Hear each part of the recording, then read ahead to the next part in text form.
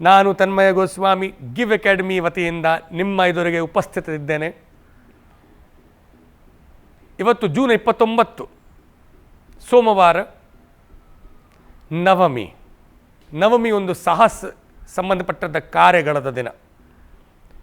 ಈ ದಿನದ ಆಚರಣೆಗಳಲ್ಲಿ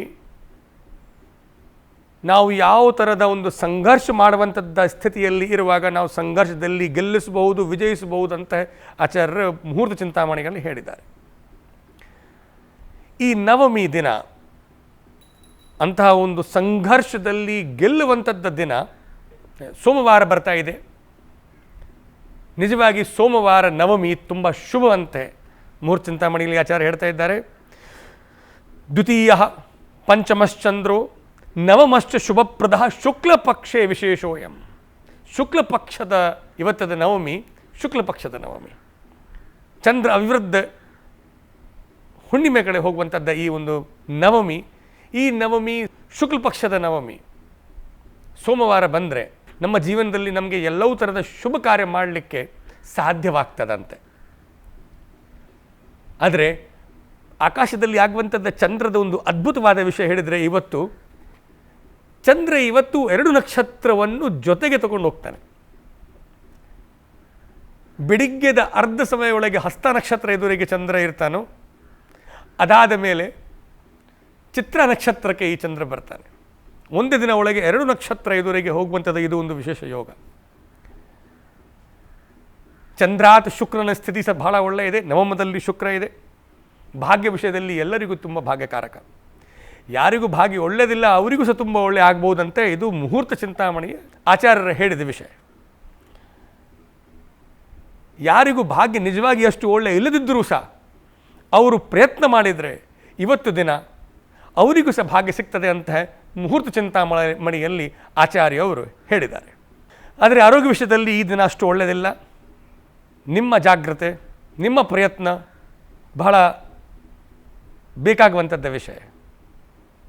ಇವತ್ತು ದಿನ ಆದಷ್ಟು ಪ್ರಯತ್ನ ಮಾಡಿ ಮೊಸರು, ದಿವಾಸ್ವಪ್ನ, ತುಂಬ ಸ್ಪೈಸಿ ಫುಡ್ ಮತ್ತು ಆಲ್ಕೋಹಾಲ್ ಮದ್ಯ ಪದಾರ್ಥಗಳ ಸೇವನೆ ಯಾರು ಸಹ ಮಾಡ್ತಾರೆ ಅವರಿಗೂ ತೊಂದರೆ ಆಗಬಹುದು. ಯಾಕೆಂದರೆ ನವಮಿ ಯಾವುದು ತೀಕ್ಷ್ಣ ಪದಾರ್ಥಕ್ಕೆ ನಮ್ಮ ದೇಹದ ಒಳಗೆ ವಿಷತತ್ವದ ಸಂಗ್ರಹ ಆಗ್ತದೆ ಅಂತ ಆಯುರ್ವೇದ ಮತ್ತು ಜ್ಯೋತಿಷ್ಯದ ವಿಷಯಗಳನ್ನು ತುಂಬ ಹತ್ತಿರದಿಂದ ನಾವು ಅವಲೋಕನ ಮಾಡಿದರೆ ನಮಗೆ ಗೊತ್ತಾಗ್ತದೆ. ಇವತ್ತದ ದಿನ ಬಿಸಿ ಬಿಸಿ ನೀರು ಕುಡಿಬೇಕು. ಸಾಧ್ಯ ಆದರೆ ಆದಷ್ಟು ಕಡಿಮೆ ಊಟ ಮಾಡಬೇಕು. ಗಂಜಿ ಊಟ ತುಪ್ಪ ಜೊತೆಗೆ ಮಾಡಿದರೆ ಬಹಳ ಒಳ್ಳೆಯದು. ಮಜ್ಜಿಗೆ ಕುಡಿಬಹುದು, ತಂಬಳಿಗಳನ್ನು ಪ್ರಯೋಗ ಮಾಡಬಹುದು. ಆದಷ್ಟು ಓವರ್ ಈಟಿಂಗ್ ಅವಾಯ್ಡ್ ಮಾಡಿ. ಶನಿವನ್ನು ಒಳ್ಳೆಯ ರೀತಿಯಿಂದ ಇಡಲಿಕ್ಕೆ ಮುದ್ರೆಗಳ ಬಗ್ಗೆ ಚಿಂತನೆ ಮಾಡಬೇಕು. ನಾವು ಒಂದು ಹೃದಯ ಮುದ್ರಾ, ಇದರಲ್ಲಿ ಒಂದು ತರ್ಜನಿಯನ್ನು ನಾವು ಬಂದ್ ಮಾಡಿ ಮಧ್ಯಮ ಮತ್ತು ಅನಾಮಿಕ ಎರಡನ್ನು ನಾವು ನಮ್ಮ ಅಂಗುಷ್ಠ ಜೊತೆಗೆ ಇಟ್ಟು ಈ ಥರ ನಾವು ಮುದ್ರದಲ್ಲಿ ನಾವು ಕೂತು ತರ್ಜನಿವನ್ನು ಒಳಗೆ ಫೋಲ್ಡ್ ಮಾಡಬೇಕು.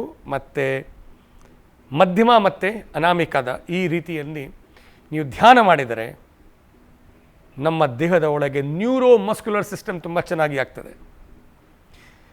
ವೀಕ್ಷಕರೇ, ಸುಮ್ಮನೆ ನಮ್ಮ ಶಾಸ್ತ್ರದಲ್ಲಿ ಅಂಥ ಅದ್ಭುತವಾದ ವಿಷಯಗಳನ್ನು ಯೋಗಾಚಾರ್ಯವರು, ಪತಂಜಲಿಯವರು ನಮ್ಮ ಪುಸ್ತಕಗಳಲ್ಲಿ ಹೇಳಿ ಹೋಗಲಿಕ್ಕೆ ಸಾಧ್ಯವೇ ಇಲ್ಲ. ಇವತ್ತು ಈ ಸೋಮವಾರದ ನವಮಿ ಶುಭ ನವಮಿ. ಚಂದ್ರ 2 ನಕ್ಷತ್ರ ಎದುರಿಗೆ ಹೋಗ್ತಾ ಇದೆ. ಆದರೆ ಆಷಾಢ ಮಾಸ ಇದೆ.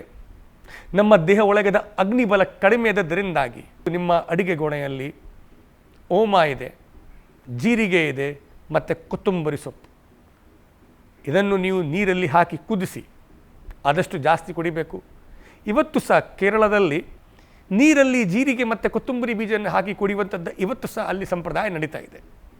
ನಾವು ಪಾಶ್ಚಾತ್ಯ ಪ್ರಭಾವದಲ್ಲಿ ಅಂಥ ಒಳ್ಳೆಯ ಸಂಪ್ರದಾಯವನ್ನು ನಮ್ಮ ದೇಹ ನಮ್ಮ ಆರೋಗ್ಯಕ್ಕೆ ಒಳ್ಳೆ ಇರುವಂಥದ್ದು ವಿಷಯವನ್ನು ನಾವು ಯಾಕೆ ಬಿಡಬೇಕು?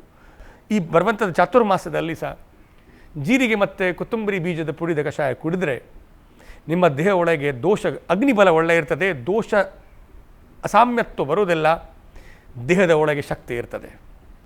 ಶುಭ ಮಂಗಲ.